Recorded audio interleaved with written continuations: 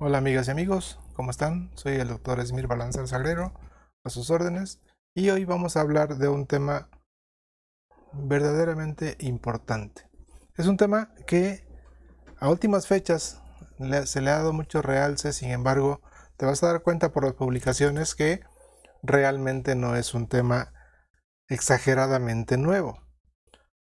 El pinzamiento tardío del cordón umbilical es un tema que se ha venido manejando ya hace un buen rato, y para ponerte un ejemplo, lo que dice este autor, Erasmus Darwin, el abuelo de Charles Darwin, y ve la fecha.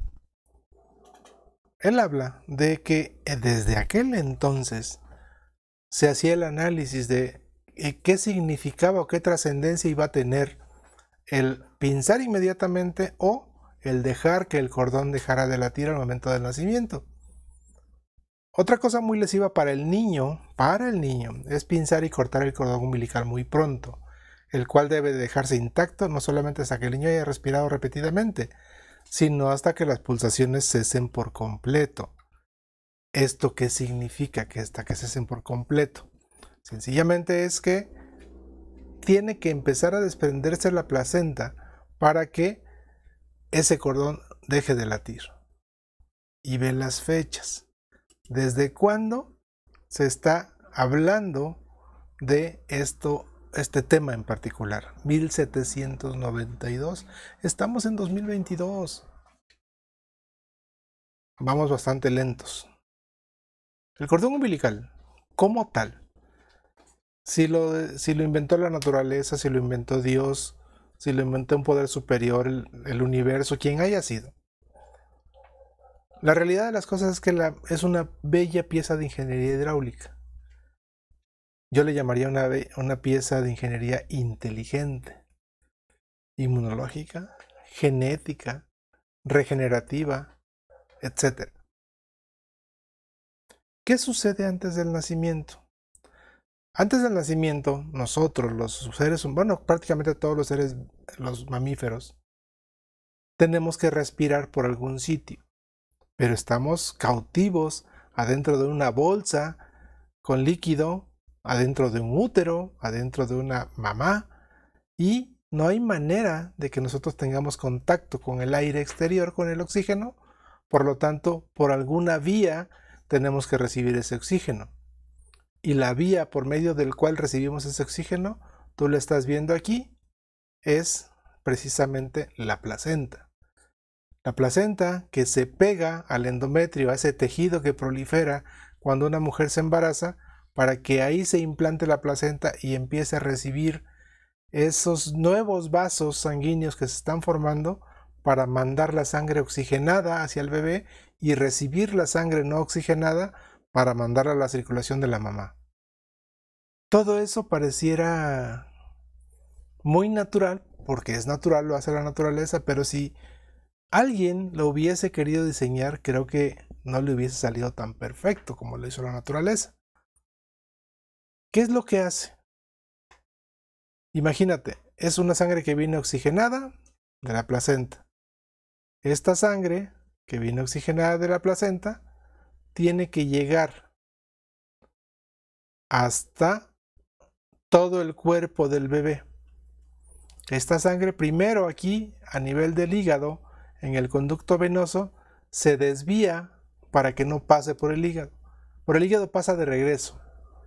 Posteriormente, ya que entró a la cavidad del corazón, a la cavidad derecha, a la aurícula derecha, a través de la vena cava inferior, por ahí hace otro cortocircuito que es el foramen oval o el agujero oval. Y posteriormente aquí arriba, a nivel del conducto arterioso, hace el siguiente cortocircuito, aquí. ¿Con qué intención? Si tú te acuerdas, los pulmones no están funcionando para oxigenar. Los pulmones lo único que hacen es una vía de paso para la sangre, pero ahí no se está oxigenando. Van a hacer o van a realizar esa función poquito después. ¿En cuánto tiempo aproximadamente ese cordón deja de latir? Y otra pregunta, ¿cuánto está saturando el bebé in útero? Con estos tres cortocircuitos de los que te acabo de hablar, In útero el bebé satura 44%. 44% que le permite crecer, le permite hacer toda su organogénesis, desarrollarse, prepararse para la vida adulta, digamos, o la vida extraútero, con 44% de saturación. ¿Y qué sucede al momento de nacer? Al momento de nacer, el cordón, minutos más, minutos menos, 2 minutos, deja de latir. Al dejar de latir, ¿qué significa? Significa que ya se empezó a desprender la placenta de esa pared del endometrio. Y al desprenderse ya no hay ese flujo sanguíneo que le da el tono a ese vaso. Por lo tanto, ¿qué va a pasar? Se tienen que cerrar estos cortocircuitos de los que yo te estaba hablando. El de aquí, el del foramen o agujero oval y el del conducto arterioso, para que estos pulmones empiecen a hacer su trabajo. Estos pulmones tienen que llenarse de aire, pero a la vez esas unidades alveolo-capilares, que es la unión de ese saquito donde va el aire con las venas, los capilares, tienen que empezar a hacer ese recambio gaseoso. Y aquí viene lo interesante. ¿Por qué el neonato, en quien se realiza pinzamiento temprano, disminuye su hemoglobina, tiene mayor riesgo de dificultad respiratoria, de daño neurológico, de enterocolitis y en general de deterioro del estado hemodinámico? ¿Por qué será? Aquí tenemos los pulmones llenos de líquido, con una alta resistencia vascular periférica. ¿Qué tenemos que hacer entonces? Ese niño lo que tiene que hacer es hacer su primera inspiración o varias para que estos alvéolos se llenen de aire. Pero estos vasitos que están vacíos ocupan sangre. ¿Y esta sangre de dónde tiene que venir? Precisamente de ese volumen que se va a recibir con el pinzamiento tardío. Esto que te voy a decir va a tardar un minuto. Haz de cuenta, acaba de nacer el bebé, se le pone a la mamá parto o cesárea, se le pone, si es cesárea, ahí en el campo quirúrgico a un lado, si es parto se le pone en la panza a la mamá, le secamos la cabecita, verificamos que tenga vía aérea permeable, secamos el resto del cuerpo, llevamos 30 segundos apenas, secamos los pies, estimulamos, hacemos pasos iniciales y el cordón latiendo, latiendo, latiendo, latiendo, haciendo su trabajo. Está latiendo, le está llevando esa sangre que le hace falta a ese bebé. Y hasta ahorita se cumple el minuto. Ahí ya deja de latir. Vamos a ponerle que en un minuto deja de latir. Y luego, ¿qué vamos a hacer? Es el momento de pinzar. Es el momento de cortar. Antes no tiene ningún sentido. Pregunto, si fuera tu hijo el que está por nacer, ¿qué prefieres? ¿Una placenta con todos sus vasos íntegros latiendo? ¿O transfusiones, oxígeno, radiografías, cuidado intensivo, catéteres, con lo que implica estarle picando a los bebés? No hay necesidad de tanto. Con pinzamiento tardío o pinzamiento prolongado, digamos, o retrasado, podemos hacer maravillas. A los médicos se nos enseña, y lo más interesante es que lo creemos, que con el pinzamiento tardío del cordón ocurre más hipervolemia, ocurre más ictericia. Mientras tanto, las usines, las utines están llenas de niños pinzados tempranamente, en quienes hay evidencia de hipovolemia, palidez, acidosis, hipotensión, etcétera, etcétera, etcétera. ¿Cuáles son las ventajas del pinzamiento precoz? Se dice que disminuye el tiempo de alumbramiento y la hemorragia posparto, lo cual es absolutamente falso.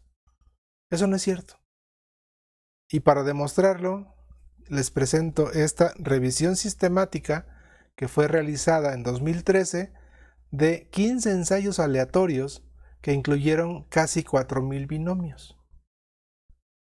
2013, revisión Cochrane, una revisión sistemática. No encontraron diferencias estadísticamente significativas para decir que es para disminuir el tiempo de alumbramiento y la hemorragia de posparto, sea el pinzamiento tardío o el precoz, mejor uno que el otro. Inconvenientes, otra vez lo mismo. El pinzamiento precoz, mayor dificultad respiratoria, anemia e hipovolemia. Y aquí está este estudio donde nos marca, ligadura tardía es esta, ligadura temprana es esta. 50.3 de hematocrito, 50.53 en esta ligadura tardía contra la ligadura temprana que es 48, con diferencia estadísticamente significativa. Entonces, sí hay diferencias a favor de el pinzamiento tardío. Es lo mismo para la hemoglobina.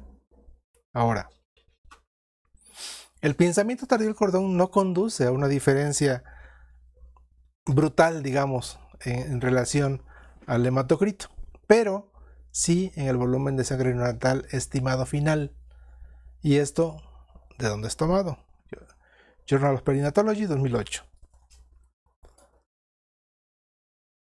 Pinzamiento temprano, fijación temprana 30 a 60 segundos y tardío 1 a 3 minutos. Hemoglobina 17.4 contra 17.8, no hay diferencias. Hematocrito 53.5 contra 55.6, no hay diferencia. Bilirrubinas séricas 3.8 contra 4.4, no hay diferencias. Este estudio, que es de Perinatology de 2008, trae varios datos interesantes. El Apgar al minuto en pinzamiento tardío contra pinzamiento temprano. En pinzamiento tardío, al minuto fue de 9 y en temprano fue de 8. A los 5 minutos fue de 9 y de 10. PRVB, ¿qué es esto? Volumen residual placentario. 34.5 en el pinzamiento tardío, volumen placentario, contra 53.8 del pinzamiento temprano. Y al revés, el volumen residual en el bebé, el volumen transfundido fue de 100.4 en el tardío contra 97.9 en el temprano. Valor de N muy similar. Por lo tanto, sí hay alguna diferencia a favor del pinzamiento tardío. Si se fijan, cifras de hemoglobina, no hay mayores diferencias y aquí viene algo muy interesante. No se registraron diferencias en la media de pérdida sanguínea tanto en el pinzamiento temprano como en el tardío. 203 contra 200. En el pinzamiento temprano 203 contra, al contrario, todavía pierden más en el pinzamiento temprano, aunque evidentemente no tiene significancia estadística. Los estudios fisiológicos en recién nacidos a término han demostrado que se produce una transferencia desde la placenta hasta el bebé de 80 mililitros al primer minuto y hasta 100 a los 3 minutos después del nacimiento. Y los estudios de flujo sanguíneo de Doppler en el cordón umbilical también han evaluado esto y muestran un marcado aumento en la transfusión placentaria durante las respiraciones iniciales. Otra vez, el tono vascular más el incremento de las resistencias vasculares periféricas al meter sangre, al meter aire a los pulmones, mejora el flujo placentario por presión negativa. Anemia por deficiencia de hierro. Mientras más se acerca al pinzamiento tardío y al corte tardío del cordón umbilical, menos anemia, menos deterioro del desarrollo cognitivo y motor, y obviamente si esto no se hace apropiadamente puede ser incluso irreversible el daño neurológico.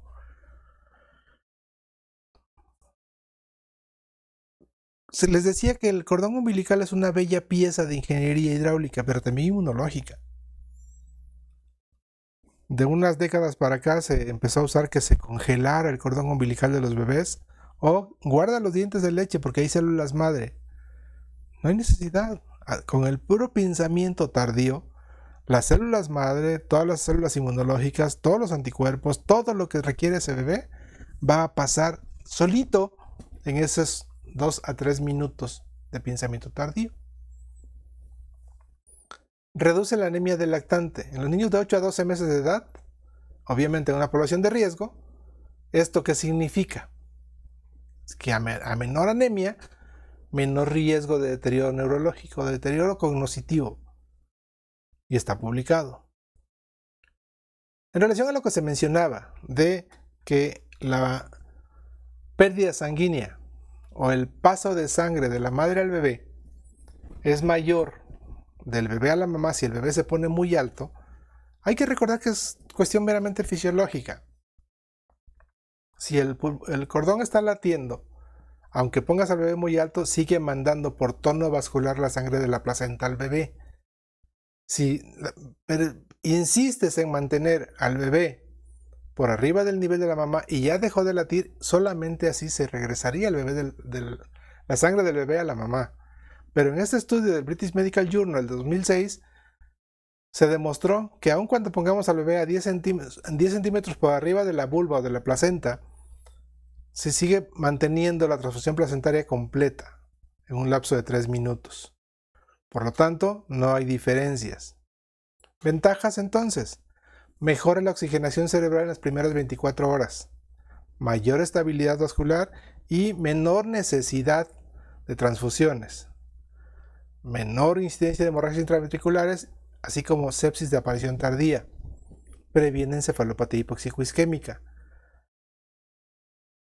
Esa sangre oxigenada que está llegando al bebé un poco más de tiempo del habitual es la diferencia. En esa revisión sistemática, en Evidencias en Pediatría 2013, se encontró esto: ventajas del pensamiento tardío, en este caso es en el prematuro. 62% de disminución de enterocolitis necrosante. Hay que recordar que en el prematuro es mayor la incidencia de enterocolitis. Y si a eso le agregas lactancia materna, híjole, todavía se va mucho más abajo. 59% de disminución de hemorragia intraventricular. Entonces, espérame, pero yo sé que si a mayor volumen, mayor riesgo de hemorragia. Pues la naturaleza es tan sabia que a pesar de que se incrementa el volumen de flujo placentario al bebé, disminuye la incidencia de hemorragias. 52% de disminución de necesidad de transfusiones. 29% de disminución de sepsis. Si con esos números no te convenzo, no sé con qué te pueda convencer. ¿Qué inconvenientes pudiera tener? ¿Policitemia, hiperbilirrubinemia con ictericia asintomática? A lo mejor sí, pero no es tan marcado como se pensara. Y este estudio de la Revista Colombiana de Obstetricia y Ginecología lo demuestra. En pensamiento temprano y pensamiento tardío, la necesidad de fototerapia sí es cierto, fue ligeramente más alta en pensamiento tardío, pero en ictericia grave y en policitemia no hubo diferencias significativas. Entonces, ¿más riesgo de fototerapia? Está bien, no pasa nada. Ponle fototerapia, pero ya no lo metiste a la terapia intensiva. Ojo. Guías de práctica clínica, tanto la de trabajo de parto en embarazo no complicado como la de trabajo de parto en embarazo de bajo riesgo, que no me gusta mucho el término de bajo riesgo. En ambas se recomienda pensamiento tardío, por lo menos 1 minuto. Y esto que es para mí maravilloso: el texto de reanimación neonatal de la 8ª edición de la Academia Americana del Corazón ya habla, dentro de las 4 preguntas que tenemos que hacer para evaluar el riesgo de ese bebé por nacer, está: ¿cuál es la edad gestacional prevista? ¿Es ese término o es prematuro? ¿El líquido amniótico está limpio o está teñido de meconio? Más factores de riesgo, y la pregunta que incluso aquí está, Academia Americana de Pediatría, y esta es la 4ª pregunta, digamos: ¿cuál es nuestro plan de manejo del cordón umbilical? Esa pregunta la va a hacer el reanimador al obstetra. ¿Por qué? Porque debe de ser en conjunto. No es por imposición, es por convencimiento de las bondades del pensamiento tardío. ¿Por qué la resistencia entonces al pensamiento tardío? ¿Es que hay más niños con ictericia? ¿Hay más niños con policitemia? ¿Hay que ingresar al niño OTIN y eso significa más trabajo? ¿Hay que hacer más salinoféresis? O sea, ¿qué nos está pasando? Ok, no quieres aceptar el pinzamiento tardío del cordón umbilical porque provoca ictericia, provoca transfusión placentofetal. Si fuese tu hijo, ¿qué sería menos grave? ¿Que presente ictericia? ¿Que presente poliglobulia? ¿O que lo tengas que meter en una unidad de cuidados intensivos con todos los riesgos que esto implica? Piénsale. En resumen, entonces, ¿cuáles son los beneficios en el prematuro y en el niño de término?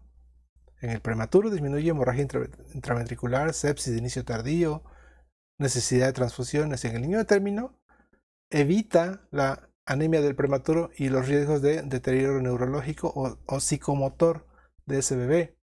En las madres, menor riesgo de sangrados posparto. Beneficios muchos, inconvenientes muy pocos. La OMS, la Organización Mundial de la Salud, sacó este panfleto del pinzamiento tardío del cordón umbilical para reducir la anemia en lactantes, sobre todo en aquellas regiones del África subsahariana o las regiones más pobres del mundo.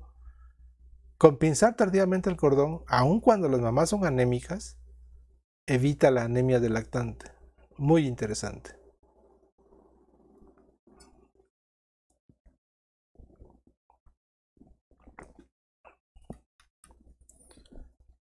A ver, ¿para cuándo? Soy Esmir Balanzar. Este es mi número. Este es mi correo electrónico. Estoy a sus órdenes. Hasta luego.